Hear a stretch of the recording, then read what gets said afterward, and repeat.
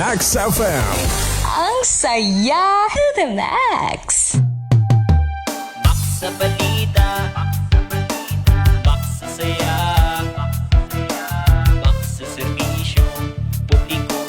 Dito lang yan sa Max FM. Pagising sa umaga, huwag niyong kalimutan. Max FM ang inyong pakinggan. Hatid niya ay balita at bagong musika. Max FM, mag-i-enjoy ka. Max FM, mag-i-enjoy ka. Max sa balita, Max sa saya, Max sa serbisyo publiko. Dito lang yan sa Max FM. Palaging makinig sa totoong balita. Hatid sa inyo ng Max FM. Kaya't tutok na sa mga programa ng Max FM ng inyong radyo. Max sa balita, Max sa saya, Max sa serbisyo publiko. Dito lang yan sa Max FM. Dito lang yan sa Max FM. Ang masunod, isa kabayan nga programa, ano man ang ginhambal sang taghambal, wala sang kahilabdanan ng management and staff sang Max FM. Masagana, matatag at progresibong industriya. Ito ang inaasam para sa mga magsasaka ng niyog sa bansa. Sa ilalim ng Coconut Farmers and Industry Development Plan o CFIDP, kayang-kaya. Iba't ibang programa ang nakalaan para sa mga magniniyog. Kasama na rito ang health and medical, scholarships, crop insurance, credit at marketing assistance. Mayroong din training, access sa iba't ibang pasilidad at mga serbisyo para sa mga samahan at kooperatiba. Magtungo lang sa pinakamalapit na opisina ng Philippine Coconut Authority sa inyong lugar upang magpatala sa National Coconut Farmers Registry System o NCFRS. Sabay-sabay tayong umasenso sa pagniniyog.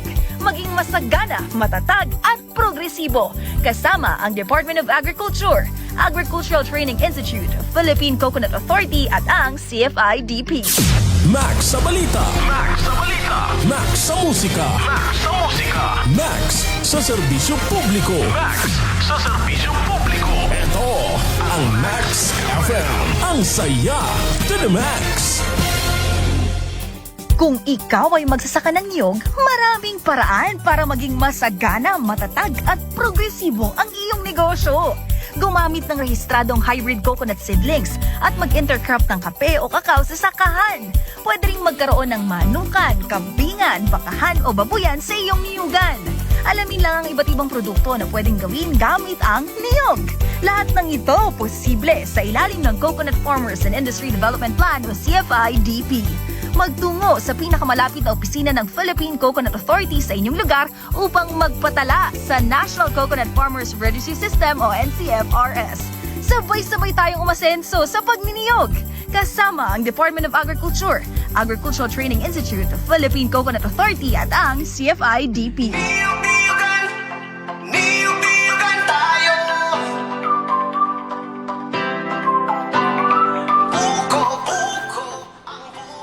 Kayo ay nakikinig sa School on the Air on Coconut Production ng ating eskwelahan sa radyo para sa mga magsasaka ng niyog sa probinsya ng South Cotabato. School on the Air on Coconut Production for Region 12, mga serye ng teknolohiya tungkol sa makabago at wasto na tamang pamamaraan ng pagnyonyog.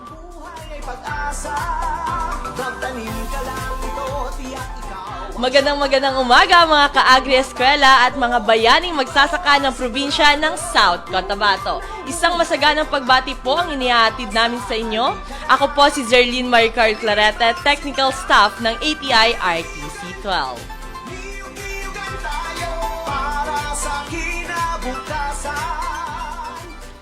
Itong programa ay hatid sa atin ng Department of Agriculture, Agricultural Training Institute, Regional Training Center 12 sa pamumuno ni OIC Center Director Dr. Jessie V. Baldea.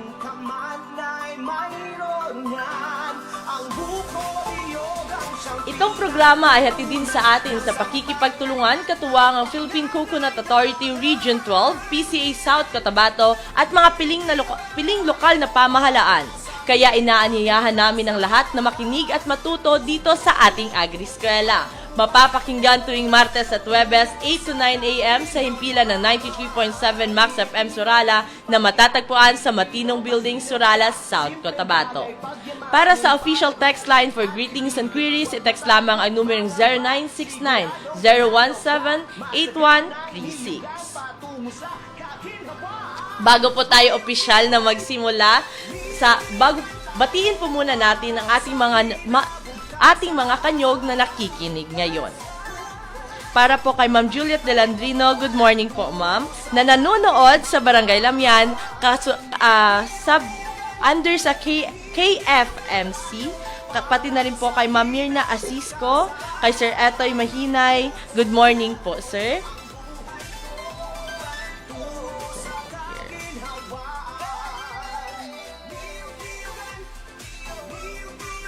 Alam kong excited ng ating mga kanyog ng Santo Niño, Surala, Norala at Bangas na nakikinig sa kanilang mga radio station, sa kanilang mga radio at Facebook Live, kaya simulan na natin ang ating programa. Noong nakaraang linggo ay iprinisinta sa atin ang coconut situations dito sa South Cotabato. At pinakilala rin sa atin ng ating bisita kung ano nga ba ang CFIDP at kung ano-ano nga ba ang mga agencies na naging katuwang sa implementasyon ng programang ito. Ngayong araw ay sisimulan natin ang klase kasama si Mr. JP C. Hechanova, ang Agriculture 2 ng PCA South Cotabato. Tatalakayin niya ang iba't ibang coconut varieties at kung ano nga ba ang mga PCA recommended varieties. Pero bago po tayo magsimula sa ating talakayan, sir, batiin po muna natin ang ating mga tagapa. Salamat, ma'am. So, good morning, Ma'am Bam. Bam lang po ang tawag ko sa inyo. Good morning sa ating magigiting at masisipag na mga coconut farmers, lalong-lalo na po sa municipality ng Norala at Santo Niño kung saan po ako naka-assign.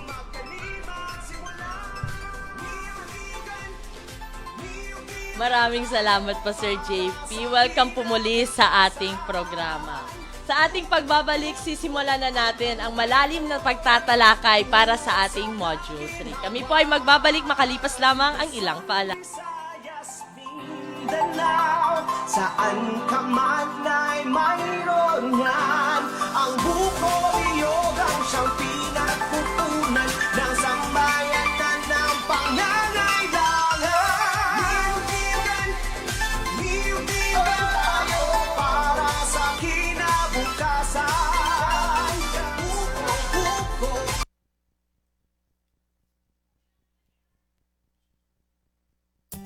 Masagana, matatag at progresibong industriya.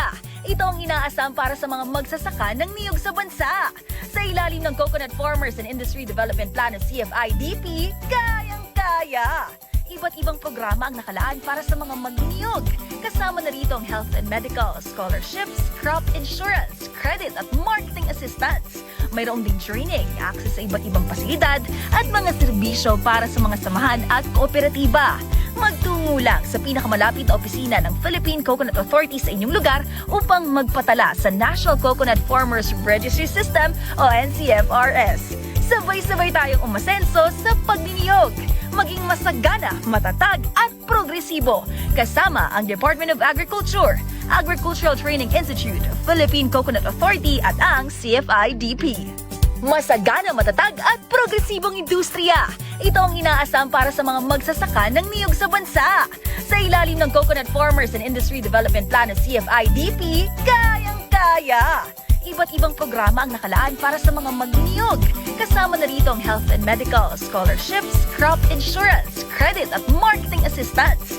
Mayroong din training, access sa iba't ibang pasilidad at mga serbisyo para sa mga samahan at kooperatiba. Magtungo lang sa pinakamalapit na opisina ng Philippine Coconut Authority sa inyong lugar upang magpatala sa National Coconut Farmers Registry System o NCFRS. Sabay-sabay tayong umasenso sa pagniniyog. Maging masagana, matatag at progresibo. Kasama ang Department of Agriculture, Agricultural Training Institute, Philippine Coconut Authority at ang CFIDP. Kung ikaw ay magsasaka ng niyog, maraming paraan para maging masagana, matatag at progresibo ang iyong negosyo. gumamit ng rehistradong hybrid coconut seedlings at mag-intercrop ng kape o kakao sa sakahan. Pwede ring magkaroon ng manukan, kambingan, bakahan o babuyan sa iyong niyugan. Alamin lang ang iba't ibang produkto na pwedeng gawin gamit ang niyog. Lahat ng ito posible sa ilalim ng Coconut Farmers and Industry Development Plan o CFI-DP. Magtungo sa pinakamalapit na opisina ng Philippine Coconut Authority sa inyong lugar upang magpatala sa National Coconut Farmers Registry System o NCFRS. Sabay-sabay tayong umasenso sa pagniniyog. Kasama ang Department of Agriculture, Agricultural Training Institute, Philippine Coconut Authority at ang CFI-DP. Niyog-niyogan tayo. At tayo po ay nagbabalik sa ating School on the Air on Coconut Production. Mga ka-agri, huwag na po natin patagalin pa. Simulan na natin ang ating talakayan ngayong umaga. Thank you, ma'am. So, tayo po ngayon ay tatalakayin natin yung coconut varietal identification. So, ano nga ba yung mga iba't ibang variety na ating niyog? Para maintindihan natin kung paano siya makikilala at ano yung iba't ibang mga characteristics nito.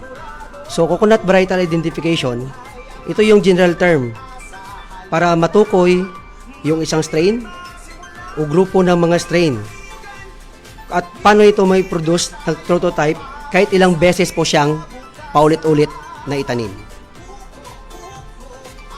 So, ang coconut variety natin is meron tayong dalawang variety, no? Di po dyan kasali yung maliban sa hybrid, meron tayong tall and dwarf variety. So, there are two types of variety distinguished from the palm species or Cocos nucifera o yung niyog natin. So, mga ka-farmers, meron tayong tinatawag na tall, yung matataas nating niyog. Ito siya yung, ang nagaganap sa kanya is yung cross-pollination, cross-fertilization. Tapos, meron tayong dwarf, o yung autogamos natin. At ang nangyayari naman dito ay yung self-fertilization. Meaning, itong mga tall varieties po natin is nangangailangan ng ibang puno ng niyog para ma-fertilize at makaproduce. Samantalang itong dwarf naman natin is nangangailangan lamang ng kanyang sariling puno dahil sa dwarf variety ng mga coconut is nandito na yung male and female flower natin para siya ma-fertilize at makabuo ng bunga at magparami. So, the oligomous varieties are designated with the term large coconut palm. O ito po yung tall varieties natin. Yung mga matataas nating niyog. Yung makikita natin ng term ng karamihan ng farmers natin is tinatawag nitong native. Pero ang right term is tall coconut or typica or yung large coconut palm. Then, meron din po tayong autogamos o yung dwarf varieties. So, yung dwarf varieties, meron siyang mga bunga na mas maliliit compare po sa ating mga tall varieties. Pero hindi rin po lahat ng dwarf varieties natin is maliliit yung bunga. Meron naman tayong medium size, no? So, later is i-discuss natin po yon. So, meron tayong coconut varietal identification, meron tayong DUS principle. Distinct, meaning kung ano po yung pagkakaiba-iba ng mga varieties, itsura ng niyog, characters, no, characteristics nito. Tapos yung uniformity. Yung uniformity naman is paano naman nagkakapare-pareho. Then yung stable is kung paano nito mapapasa yung mga good characteristics niya into the next generation. Kahit ilang bisis po siyang itanim. Okay po? Then dito na po tayo sa coconut varieties, tall and dwarf. So, i-discuss natin yung iba't ibang uri ng mga tall varieties and dwarf varieties. Especially po yung mga inintroduce ni Philippine Coconut Authority. Kung ano po kanyang characteristics at ano po yung kanyang pagkakaiba-iba. So, mauna tayo sa tall varieties. So, ito po yung typica or tall variety. Ito po yung dominant cultivars. So, meaning, ito po yung mas marami, tinatangkilik ni farmers. At ito po ay namumunga mula sa pagtanim 5 to 7 years, no? So 5 hanggang 7 taon, ito po ay namumunga pagkatapos itanim. Then meron ditong average na productive life na 60 years. And ito pong mga tall varieties is merong bowl. Itong bowl po, ito po yung bukol. Parang bukol siya sa ibaba ng punuan ng niyog, banda. So, dyan po siya makikita, mayroong malaking part dyan. Yan yung tinatawag na bowl o yung robust part niya. So, ano naman po yung dwarf o yung Javanica variety? Ang pagkakaiba nito, yung dwarf is mas maikse, no? Shorter. Pero, dimension ng dwarf ay hindi tumataas, no? Katulad ng sinabi ng farmer, Sir, dwarf daw ito, iba't ngayon ang taas-taas. So, alam nyo kasi, yung dwarf na variety ng coconut is magiging mataas rin siya, pero medyo matagal lang. Pero, yung height niya, tataas pa rin siya. Pero yung height increment, yung increase ng height ng increment niya every year is konti lang compare sa tall, na mabilis. No? Tapos, itong dwarf variety natin, na-mention dito na no bowl o yung malaking bukol sa ibaba ng part ng puno ng niyog. Pero actually, meron tayong tinatawag na robust dwarf. Ito po yung mga dwarf na kahit papano, meron siyang bowl. Pero, di kasing laki. Di siya kasing laki ng katulad sa mga tall varieties po. Tapos, yung average productive life ng ating dwarf variety is 50 years. Pero, mas maiksi compare sa ating tall variety na aabot ng 60 years. So, ano naman po yung mga basic characteristics ng tall and dwarf natin? Paano natin malaman kung tall ba siya? Dwarf ba? At ano yung mga characteristics niya? Anong pagkakaiba-iba? Ano ang mga kulay? No? So, i-discuss natin dito kung paano siya marirecognize. So, coconut classification.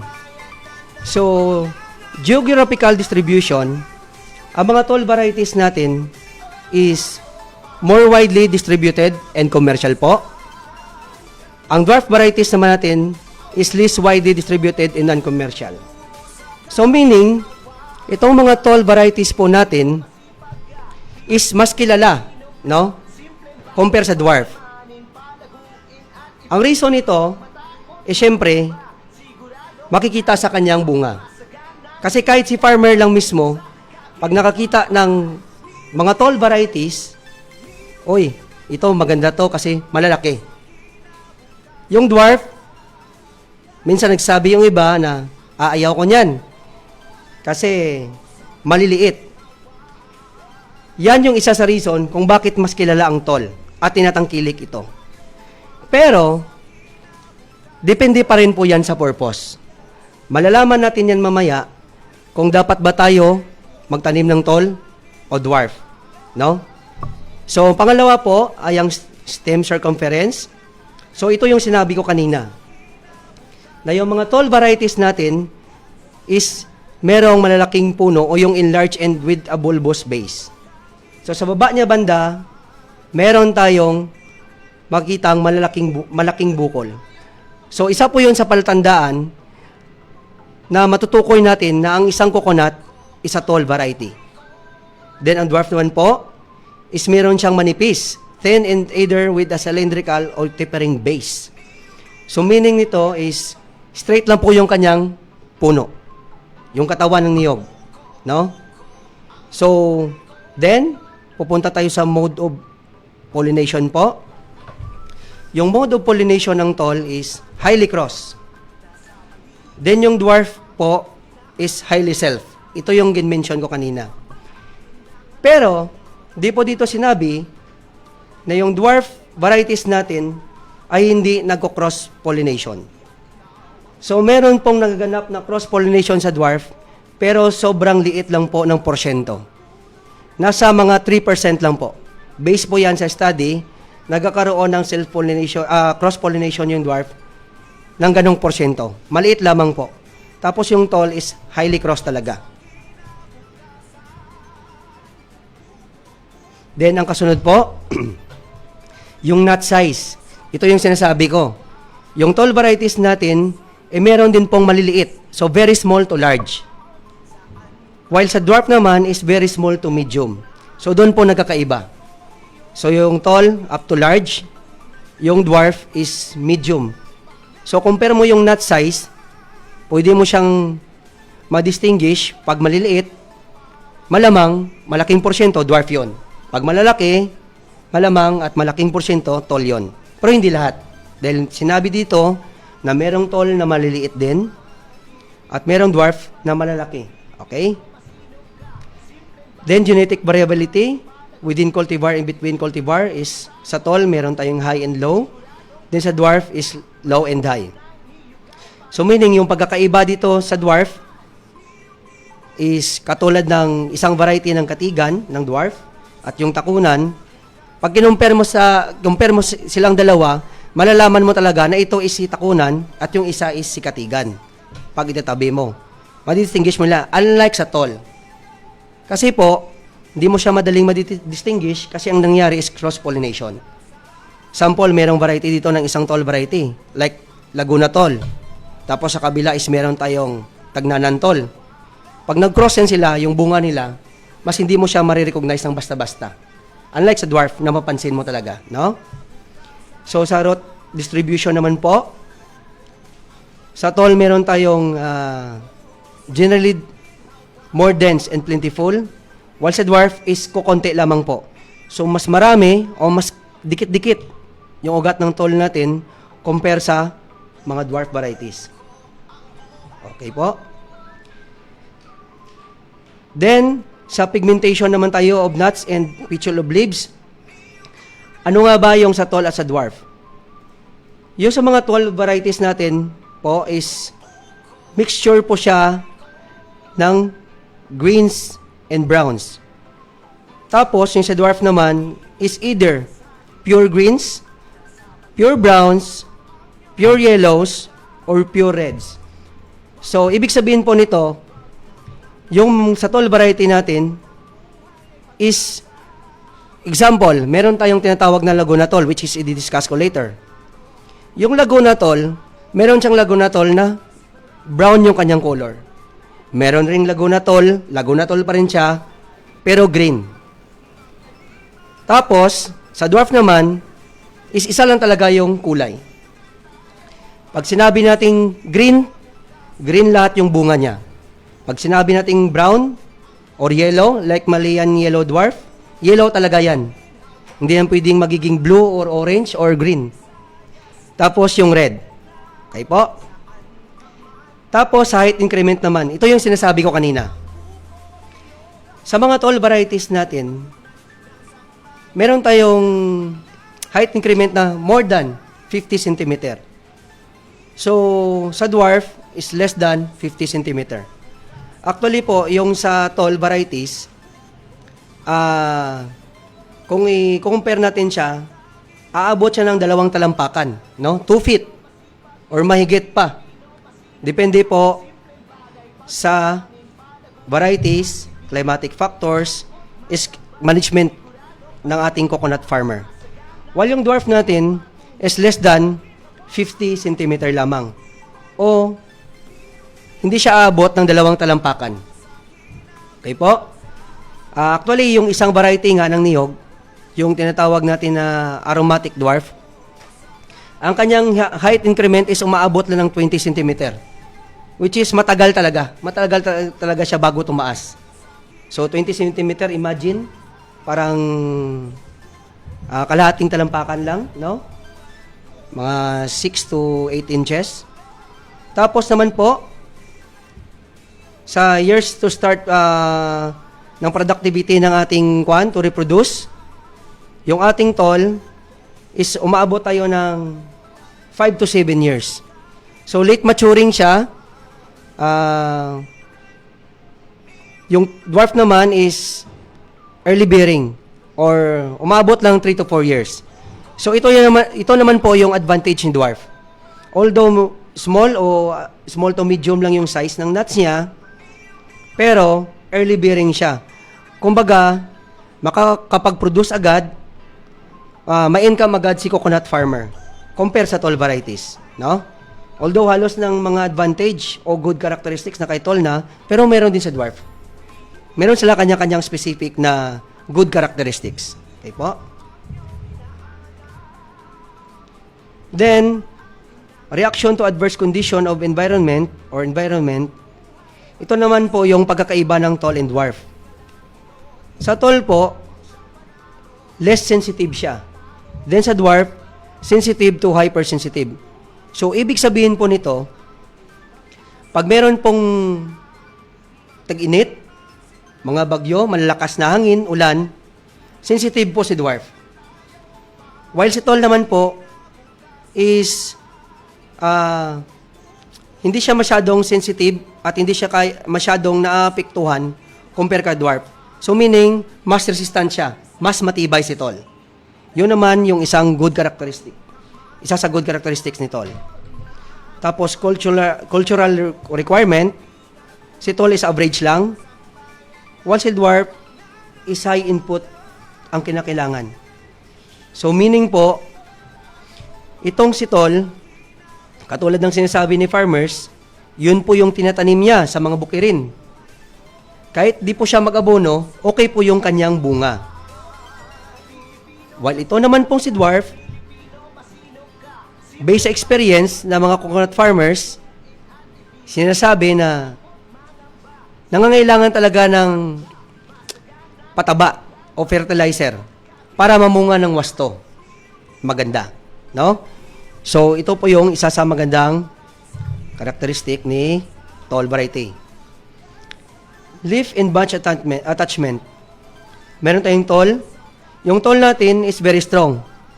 So, meaning, matitibay yung kanyang palwa. Yung daon niya di basta nahuhulog. And yung kanyang bunch, no?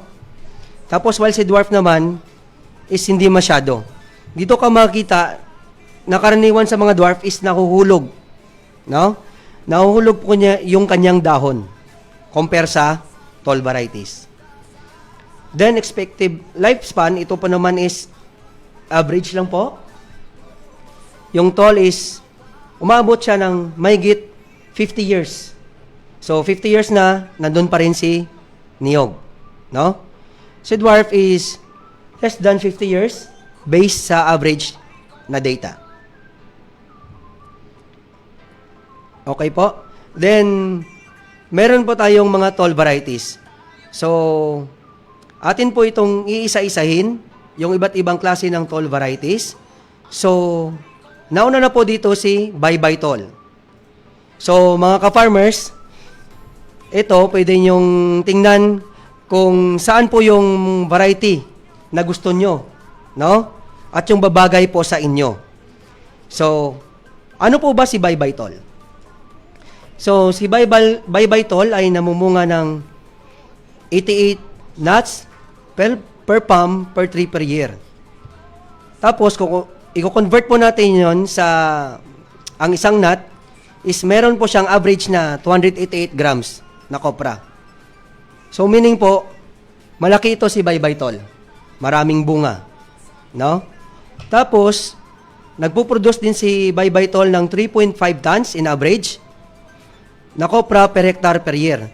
So meaning, kung meron pa tayong 100 puno ng niyog sa isang hektarya, kasi yun po ang recommended ni PCA, makaka-harvest po tayo ng 3.5 tons, no, tonelada ng kopra sa isang taon, sa isang hektarya.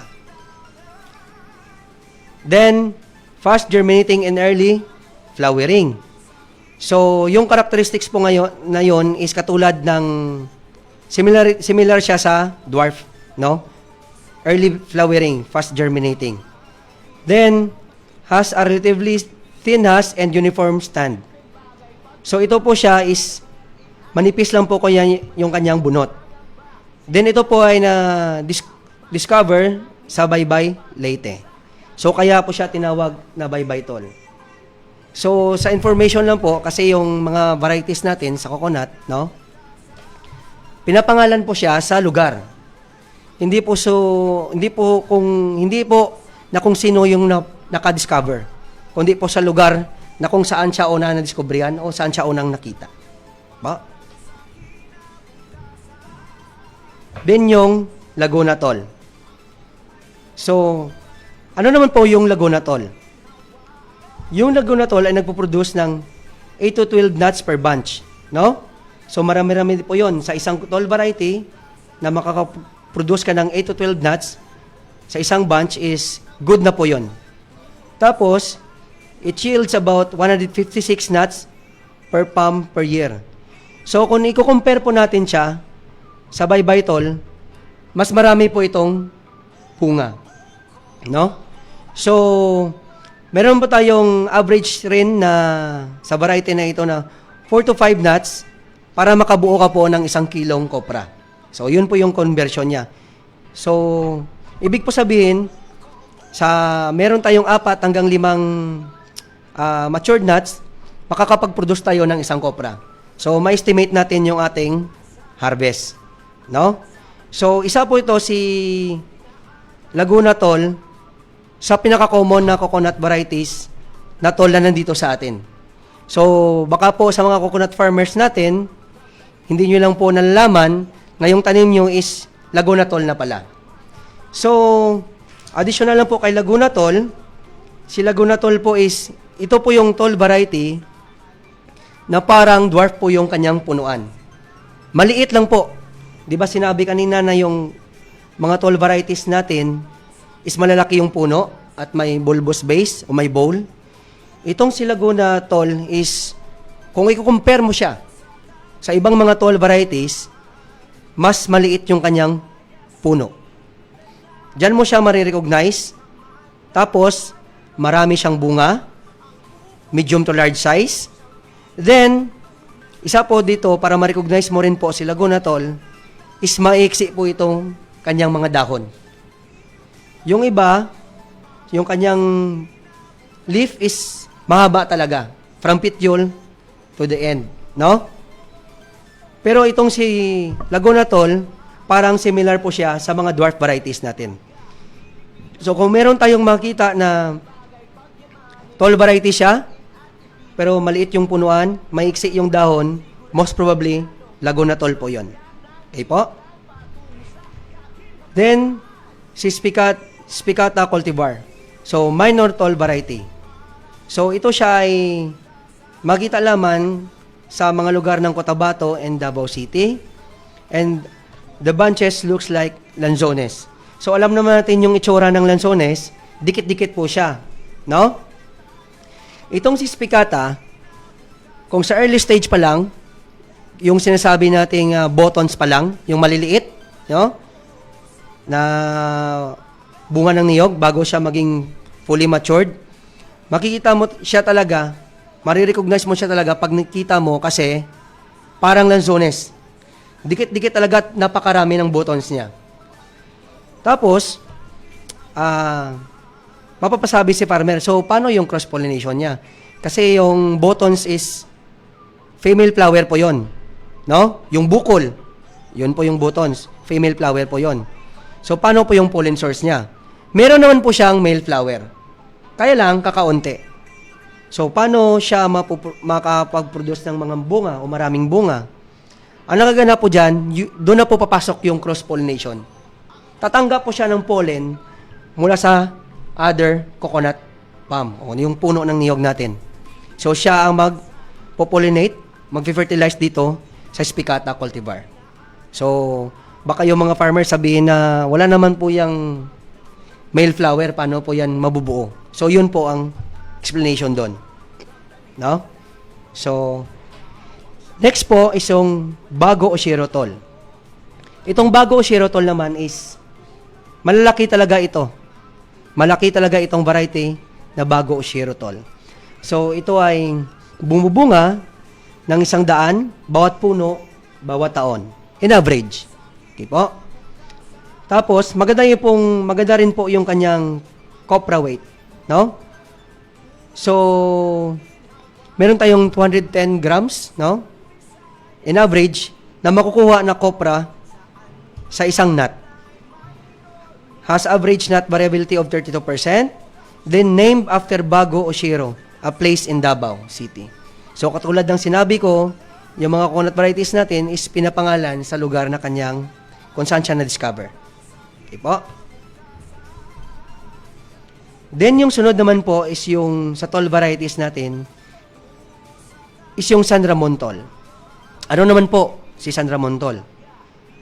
Meron po itong average copra weight nut na 210 grams. So, malalaki din po ito si San Ramon Tall. So, mabigat, no? Kung i-convert mo siya sa copra. Then, flower in 3 to 5 years after planting.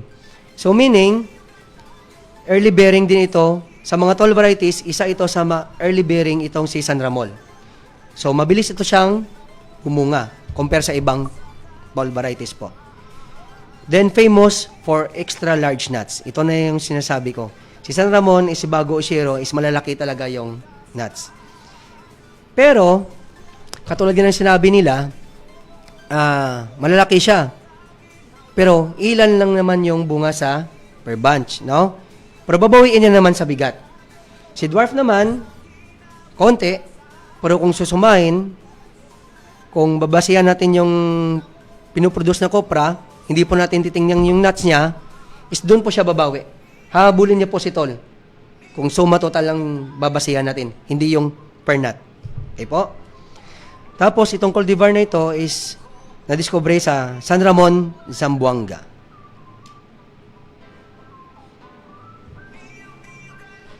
Then, meron po tayong makapuno.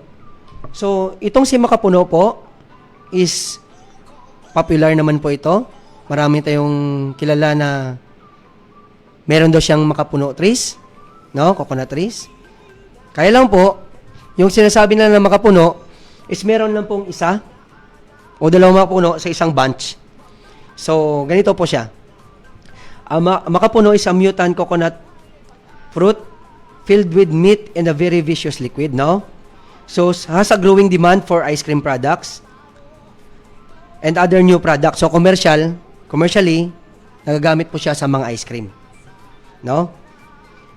And, it's impossible to germinate without the aid of embryo culture done in the laboratory and screen houses. So, meaning po, ito yung sinasabi ko na yung traditional na makapuno, yung sinasabi ng lolo natin, yung mga coconut farmers, marinig mo sa kanila na iisa o dalawa lang po yung makapuno sa isang bunch. The rest is hindi po. Kasi po, based sa study, meron lang po tayong about 25% sa traditional makapuno na magiging makapuno siya sa isang bunch. So, hindi po siya magiging 75 o 100%. Para po makaproduce tayo ng makapuno na merong 75 to 100% per bunch na bunga na magiging makapuno talaga, is kailangan natin yung makapuno na embryo culture. No? So, in vitro. So, ito po siya, gin-mention dito, na puproduce po siya sa mga laboratory. So, meaning, kung bibigyan ka po ni coconut farmer ng kanyang makapuno galing sa kanyang coconut plantation, hindi na po yun magiging 100% or at least 75% to 100% na makapuno. So, yun lang mismo.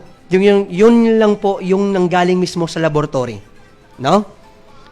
So, yung embryo culture lang natin. So, karamihan po dyan sa makapuno, ito kasi yung parating hiningi ni coconut farmer sa kanyang kapwa coconut farmer. Nabigyan mo naman ako niyan, gusto kong magkaroon ng makapuno. Pero, pagtanim niya, napansin niya na hindi na ganun. No? So, yun po yung reason. Pag tinanim siya ulit. So, ang next po, sa tall variety natin is yung Hiyo tall. So, ito po yung namumunga ng 3 tons or more copra sa isang hektarya bawat taon. So, na-discover po ito sa Davao del Norte and a highly advanced generation of the local variety of Mindanao. So, ito naman si Yutol, malalaki rin kasi kung tingnan mo sa kanyang conversion sa kopra, marami po yung kanyang yield. By the way, yung sa Makapuno tol pala, kasi tol variety siya, meaning nag-cross-pollinate. So, kung bibili ka ng embryo culture, paano po yun, sir? Kasi cross-pollination yung nangyayari sa tol. Hindi yung makapuno ko, pag may Laguna tol sa katabi, o may Tagnanan tol, o Bago o Shiro tol, hindi na yun magiging makapuno. So, ang mangyayari po doon, magka-cross-pollination talaga.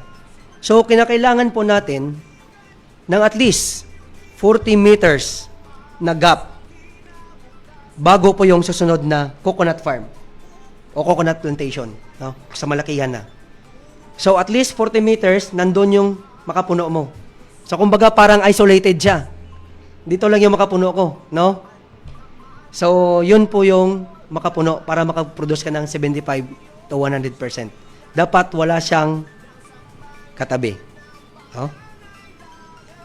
Then, didiretso na po ako sa huling tall variety na na-mention dito na nire-recommend po ng PCA. So, Tagnanan tall. So, ito naman po, nagpo-produce ng average rin po na 3 tons per hectare per year. So, at meron din pong kopra na 300 grams. So, mabigat, no? Itong laman po ng Tagnanan tall is mabigat and makapal kasi nakaproduce po siya ng 300 grams.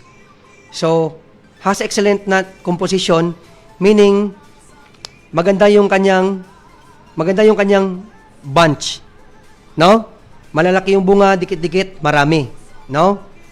So, highly uniform in stand. Kaya lang po, ito po yung isa sa late maturing na tall varieties. So, itong si Tagnanan tall naman po, marirecognize mo siya, aside sa maganda yung nut composition niya, nakita ko po ito sa actual, is yung kanyang size ng kanyang puno. Si Tagnanan tall is may malaking puno. Compare sa other tall, si Tagnanan tall ang nakita ko na may malaking puno ng niyog. So, kung marirecognize natin si Laguna na maliit yung kanyang puno, pero tall variety siya, ito naman pong si Tagnanan tall, is tall variety siya na may, kung di man pinakamalaking puno, is may malaking puno talaga. No? So, mayroon talagang immense team itong si Tagnanan tall. So, aside sa kanyang puno, malalaki rin po yung kanyang bunga. So, yun po ma'am yung mga tall varieties natin. No? Okay po. Ayan, maraming salamat po sir sa isang very comprehensive na discussion about sa tall varieties ng mga coconut dito sa may South Cotabato. Ayan naman po, kami po muna ay magkakaroon ng maikling break at magbabalik po kami sa makalipas ang ilang sandali. Ang puno ng buhay ang ating pag-asa. Halika na, magkalibak simula. Masagana, matatag at progresibong industriya. Ito ang inaasam para sa mga magsasaka ng niyog sa bansa. Sa ilalim ng Coconut Farmers and Industry Development Plan of CFIDP, kayang-kaya. Iba't ibang programa ang nakalaan para sa mga magniniyog. Kasama na rito ang health and medical, scholarships, crop insurance, credit at marketing assistance. Mayroong ding training, access sa iba't ibang pasilidad at mga serbisyo para sa mga samahan at kooperatiba. Magtungo lang sa pinakamalapit na opisina ng Philippine Coconut Authority sa inyong lugar upang magpatala sa National Coconut Farmers Registry System o NCFRS. Sabay-sabay tayong umasenso sa pagniniyog. Maging masagana, matatag at progresibo. Kasama ang Department of Agriculture, Agricultural Training Institute, Philippine Coconut Authority at ang CFIDP. Niyog-niyogan tayo. Buko-buko ang buhay ko. At tayo ay nagbabalik sa School on the Air Coconut Production kasama pa rin si Sir JP. Ngayon naman po ay magsisimula naman tayo sa pangalawang parte ng ating discussion about naman po sa mga small varieties ng coconut. Sir JP. So, thank you po, ma'am. So let's continue. So, dito na po tayo sa mga dwarf varieties. Ano-ano naman po yung mga dwarf varieties at ano po yung mga characteristics nila, no? So, nauna dito is si Katigan dwarf. Katigan green dwarf. So, medium size ang Katigan green dwarf. So, round, bilog ito siya. Actually, mabilis ma-recognize o i-recognize si Katigan dwarf. Kasi meron po siyang, sa kanyang nuts ay may stigmatic tip, no, sa dulo. Sa dulo ng kanyang, other end ng kanyang bunga, meron tayong makita na stigmatic tip o yung parang bukol na dwarf variety. So, pag nakita mo yon, so, most probably po, is Katigan green dwarf po yon. Then, yields about 210 grams of copra per nut. So, flowers as early as 20 months after planting. Ganun po kabilis. Imagine 20 months. So, meaning po 1 year and 8 months. Hindi po siya aabot ng 2 years. With good management po, magpuproduce po siya ng flower ng 20 months. So, has good combining ability po for the production of hybrids. So, for the information po, itong si Katigan green dwarf is maganda po siyang mother palm. I-cross po siya, bali maganda po siya pong mother palm for hybrid, no? For hybridization. Maganda po siyang i-cross sa tall variety para makapag-produce po tayo ng hybrid. I-discuss ko rin po later yung mga hybrids. Okay po? So, cultural and climatic requirements are more exacting than that of ordinary tall. So, as I've mentioned, yung mga dwarf varieties po is sensitive po sa mga drought, ulan, hangin, no? Madalis po siyang maapektuhan.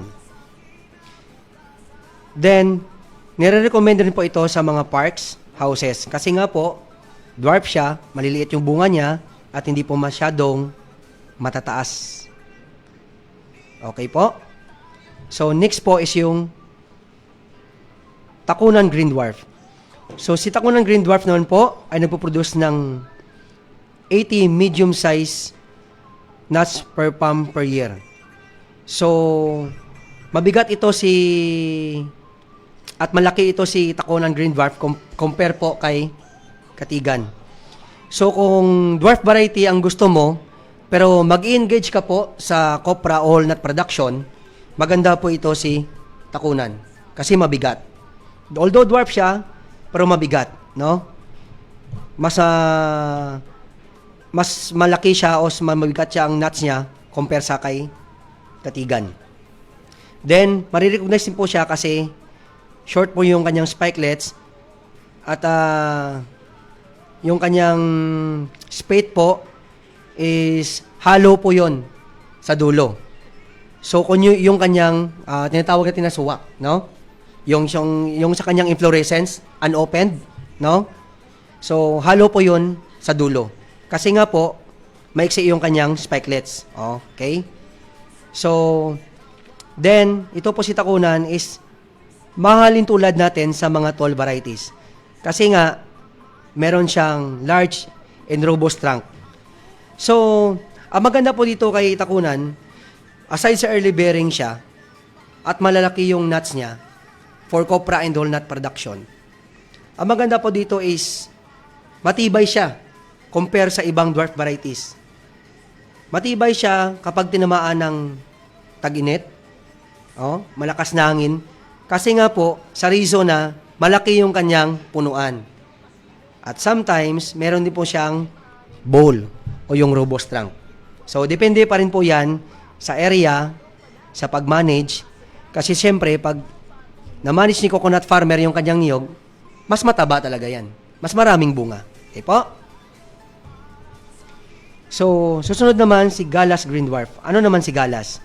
So, ito naman siya is 70 nuts yung average nuts niya per palm per year. Medium size din po siya. Pero, highly recommended po ito siya sa buko production. Itong si Galas green dwarf, is matamis. Although meron pa tayong isang variety na kasing tamis o mas matamis sa kanya, yung si aromatic green dwarf, pero isa ito sa nire-recognize. Kasi si aromatic green dwarf is manipis lang yung kanyang laman. Si galas naman, meron kang makukuha na marami. So kung yung plano is magpatayo ng buko halo, so dito kay galas green dwarf. Okay po? So next is yung ginmention ko na si aromatic green dwarf. Si aromatic green dwarf, para sa akin at sa mga na-try ko na coconut, iba't ibang varieties, no? Yung young nut siya, yung buko. Ito talaga yung may pinakamatamis. Pinakamatamis na coconut water o yung kanyang tubig at may matamis rin na laman o yung kanyang meat. Kaya lang, ang aromatic green dwarf is manipis lang yung kanyang meat. So meaning, kung aromatic green dwarf po yung itatanim natin, hindi tayo magtatanim nito for copra production o whole nut. So meaning, for young nut lang talaga, no? Or for buko production, no? Kasi, kung yung aromatic green dwarf ang ating itatanim, kinakailangan mo pa ito kung copra production ang iyong gagawin is kailangan mo po ng humigit kumulang 20 nuts, 20 matured nuts para makakuha ng 1 kilong kopra. Based po yan sa study. So sa na-mention kanina, 4 hanggang 5 lang. Pero sa aromatic, 20. So ganun po siya kanipis.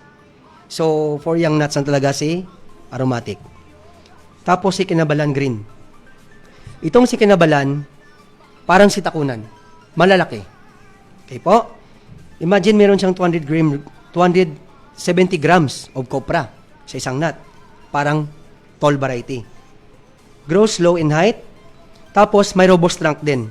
So katulad ng sinabi ko, halos magkasing tulad sila ni takunan. Then na-discover po ito sa Maleta, Davao del Sur. Okay po. Then ito naman po si Malayan dwarf. Malayan dwarf, meron siyang 3. Meron siyang Malayan yellow, Malayan red or orange, and Malayan green dwarf. So ito naman po, si Malayan dwarf is mabilis po siyang ma-recognize.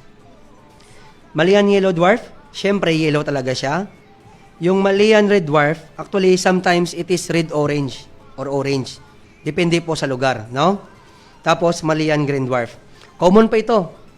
Nakita ko po ito siya sa mga coconut farmers ko na merong mga fish pond sa may mga palayan.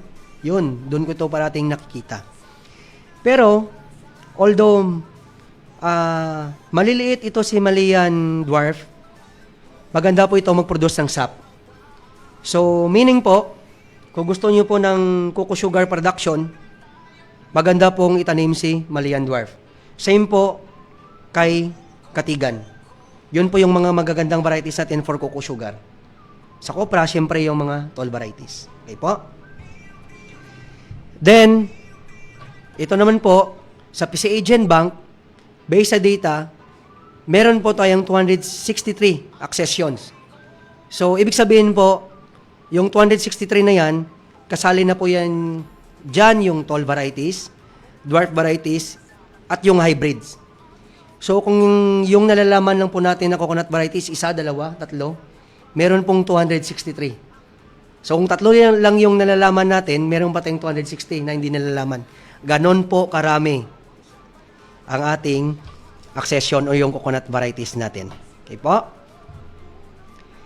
Then, ito po yung mga recommended ni PCA na registered po sa National Seed Industry Council. So, nandito po sa dwarf, si Katigan, si Malayan, si Takunan Green Dwarf, si Aromatic Green Dwarf. And sa tall varieties naman po, meron tayong si Baybay Tall, Tagnanan Tall, Renel Island Tall, Laguna Tall, Bago Shiro Tall, Polynesian o Tahiti Tall, o West African Tall. Itong si Renel Island Tall, si Polynesia o Tahiti Tall, and West African Tall, is mga foreign varieties po ito siya. Foreign tall varieties. Meaning, hindi po dito sa atin nag-originate. Pero meron na po tayo nito. Marami na po. Okay po. Then, ito po yung hybrids. Kung kanina po, na-discuss natin yung tall and dwarf variety, ito naman po sa hybrid. O ano po ba sa hybrid? So, first flowering niya is 3 to 4.5 years. First nut harvest is 4 to 5 years. Nut size is medium to large na. So, imbis na may small pa, nawala na si small. Medium to large na po tayo. Yung copra per nut niya is mabigat. 237 to 310 grams. No? So, tapos kung i-convert po natin siya sa isang hektarya, meron po tayong 15,000 to 22,000.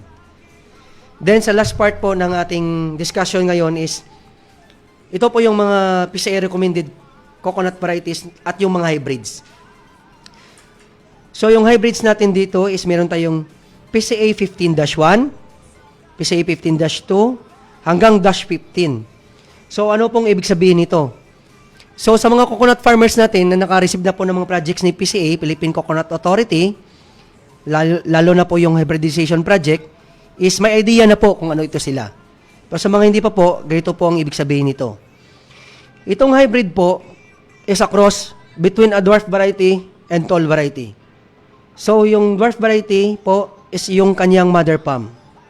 Yung tall variety, yun po yung pollen source.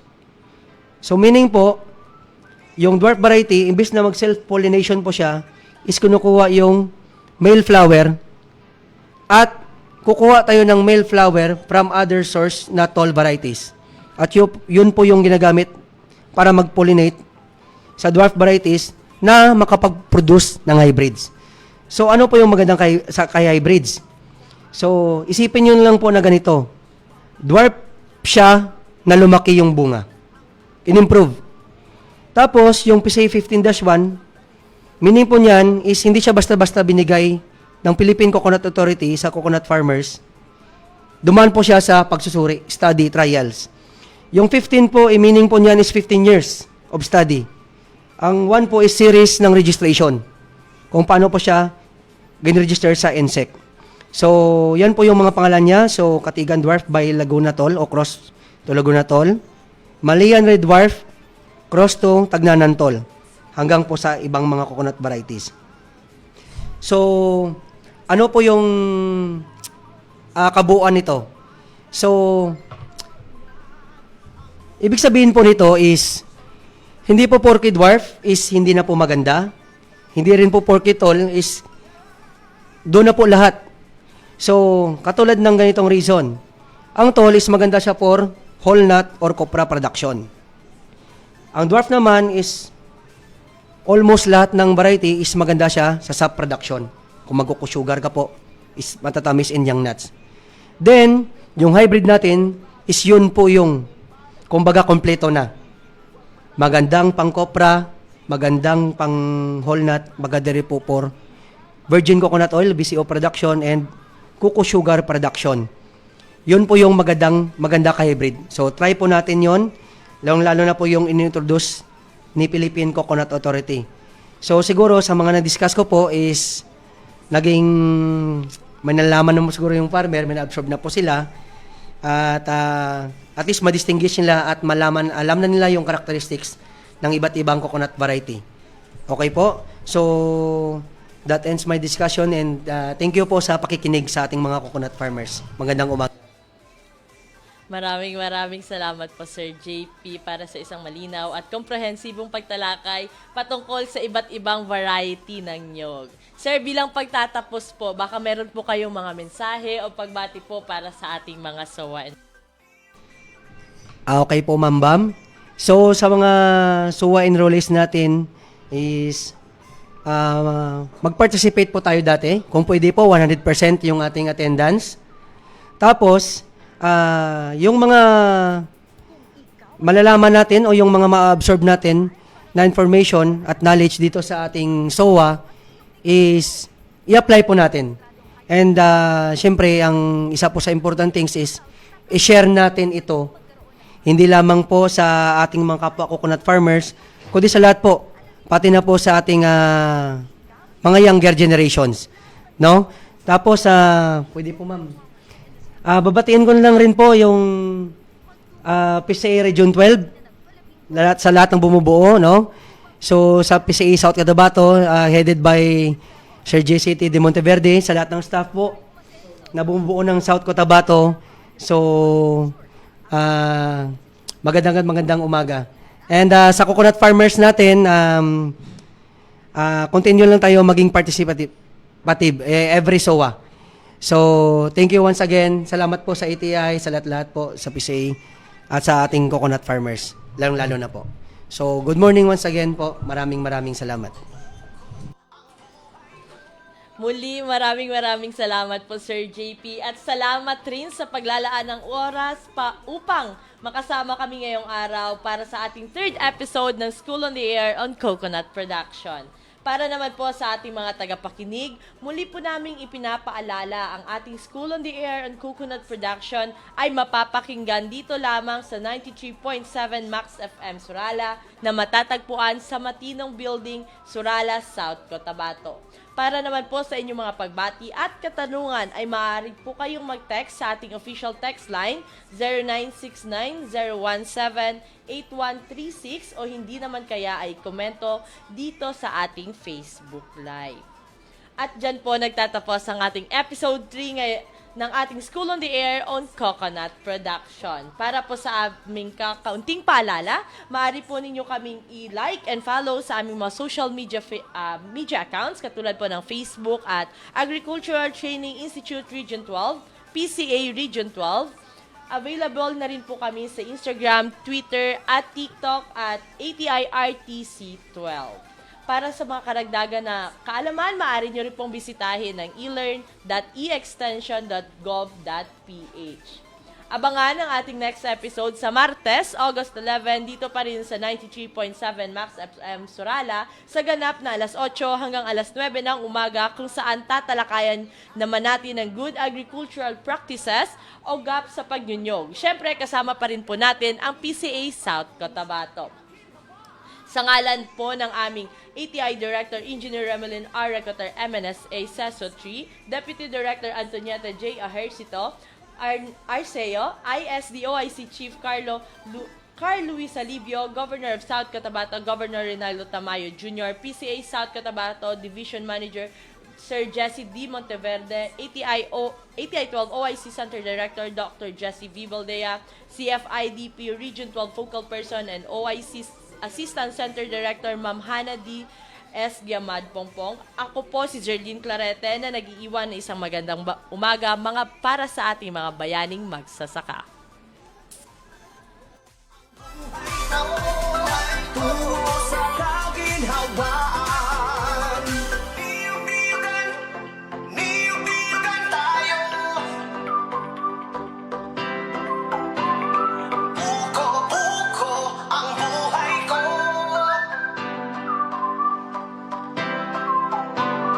Niyog-niyogan tayo. Buko-buko ang buhay ko.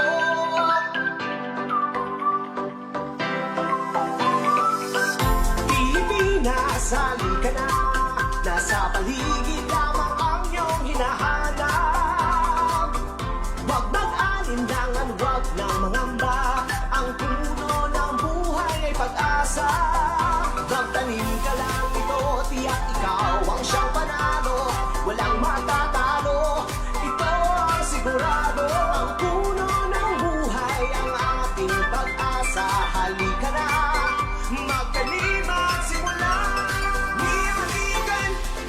Niyog-niyogan tayo para sa kinabukasan.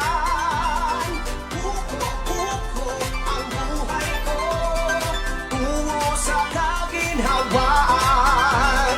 Luzon, Visayas, Mindanao, saan ka man ay mayroon yan. Ang buko